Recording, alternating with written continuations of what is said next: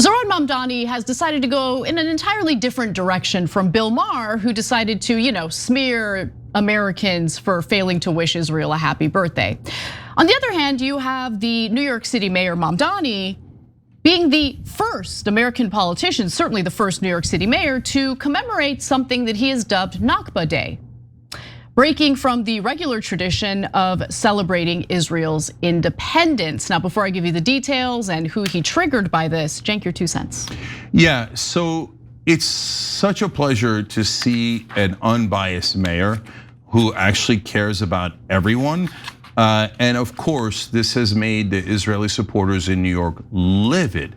How dare you treat the Palestinians as equal to the Israelis?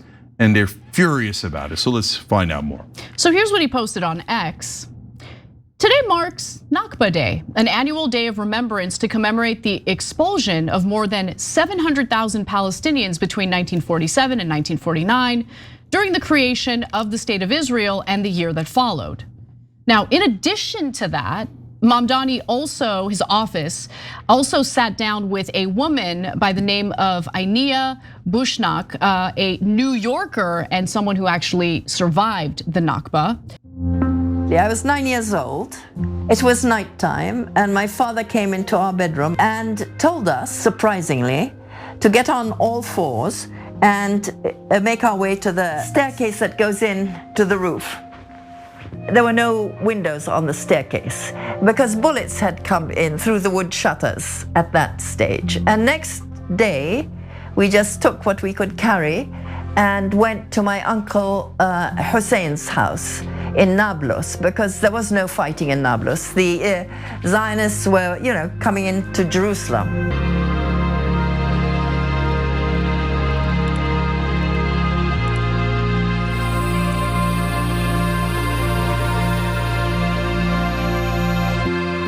That I've lived in different places and I've always been an outsider.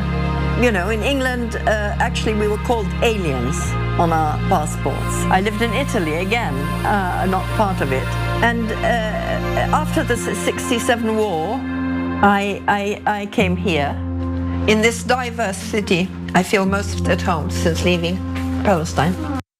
So between 1947 and 1949, Israeli forces destroyed more than 400 Palestinian villages and cities and killed thousands of Palestinians. And as you can imagine, Mamdani's post and video prompted absolute rage and fury from Israel firsters, which we'll get to in just a second. But just to give you a sense of how nuanced and fueled by justice Mamdani is on this issue. He doesn't see the world through a Muslims versus everyone lens. In fact, on April 24th, he put out a statement in regard to the Armenian genocide. And obviously he's critical of Muslims here, right? So I'm gonna read this to you. He says, today marks the 111th anniversary of the Armenian genocide as we honor the 1.5 million Armenians murdered by the Ottoman Empire across modern day Turkey, Syria, and Armenia. We must refuse to let this history repeat itself. And then this is the part that really impressed me because it shows you that he's aware of what's going on. In 2020, the military forces of Azerbaijan and Turkey attacked the Armenian population in Nagorno-Karabakh. In 2023, Azerbaijan expelled over 100,000 Armenians from Nagorno-Karabakh, continuing the genocidal campaign that had begun over 100 years prior. On this day of remembrance, we reaffirm the right of the Armenian people and all people to freedom, safety, and self-determination. That was the strongest statement I have ever read from a US politician on the topic of the Armenian genocide and the ethnic cleansing of Armenians from Nagorno-Karabakh. And those were perpetrated by Muslims. So for him, what fuels him is speaking out against injustice. And so he did it in regard to Nakba Day, he did it in regard to the genocide and what happened in Nagorno-Karabakh, and he has my respect for that. So he's obviously a vicious racist against Turks, and he should be immediately thrown out of office. Turks were very upset at that post, by the way. Of course they were. Yeah. So I'm just pulling in Israeli here. So since I was offended and my people were offended, that means no one should be allowed to have him as mayor, because we're more important than everyone else. So it doesn't matter that the Armenians were killed or that the Palestinians are killed. The only people that matter are the ones that are us, okay? So as a Turk, that's it. Mamdani's evil and terrible and should be destroyed. Now, if Turks did that, people would be like, are you a lunatic? Who cares what Turks think? I mean, he's actually correct about that. But when people who support Israel do it, everybody treats it like it's normal. Like, totally. They're like, oh yeah, were the Palestinians massacred in 47 through 49? Were 700,000 ethnically cleansed? No one disputes that that's true. They're like, but you're not allowed to say it because it offends Israel's supporters. Well, what is that? What kind of lunatic standard is that where you demand that we lie on behalf of Israel? No, that definitely happened. And Anna, the thing that pisses me off is that when I was going to school in New Jersey, they lied to me. And they said they lied to all of us. They said that Israel was attacked in 1948, even though they hadn't done anything at all. And that the Palestinians left for no reason at all, right? And they didn't tell us that there was dozens of massacres by Irgun, Stern Gang, Lehigh. All of these were terrorist Israeli groups. And they hid all of those facts from us. They lied to us and said that Israel was attacked in 1967. Also not true. They attacked all of their neighbors, they hit first, and they destroyed their air forces and then took their land.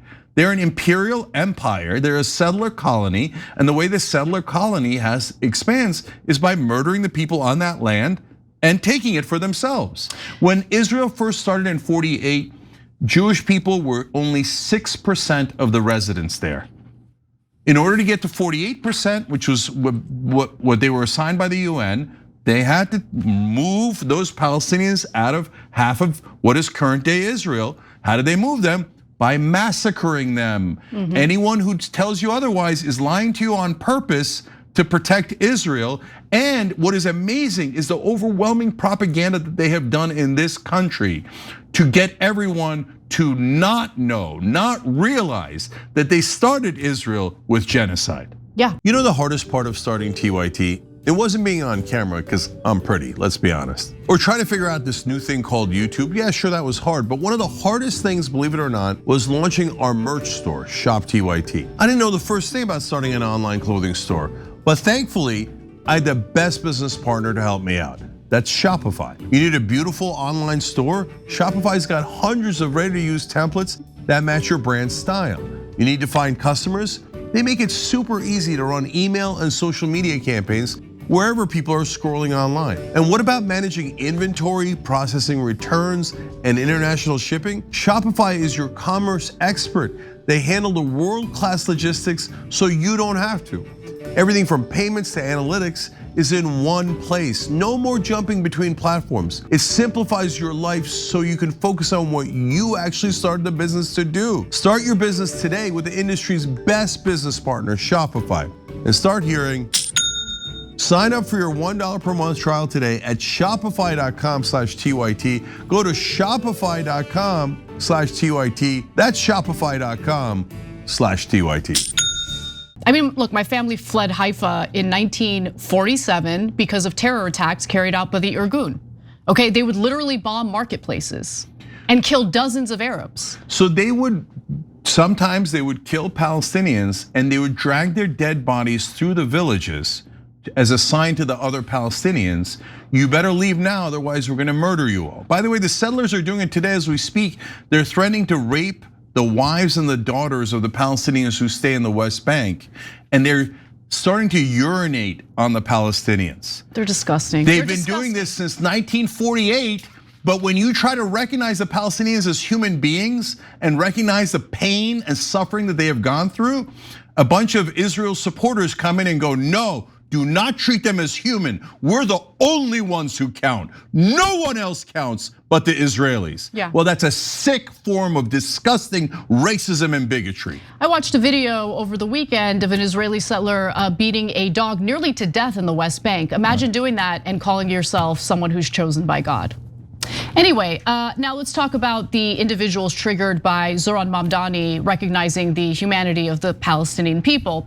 So first, you had some Jewish leaders who didn't like the fact that he posted the video of the Palestinian Nakba survivor on just before sunset on Friday, when Jews observe the Sabbath and many take turn off their many people turn off their phones as a result of honoring the Sabbath. Now, who cares? I mean, who cares when he put up the video? Oh, you put it up on a Friday when Muslims pray. So what?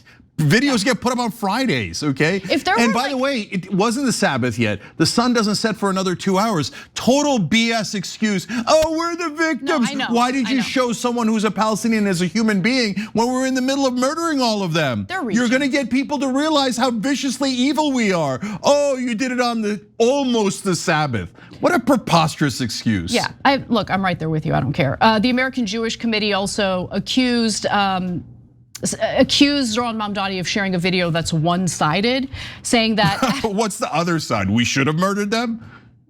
Pretty much, I mean. Yeah, that's literally their thing. We should have genocided them. We should have done a bigger genocide. That's your other side? Here, I just shared it. Congrats. So the American Jewish Committee wrote the following.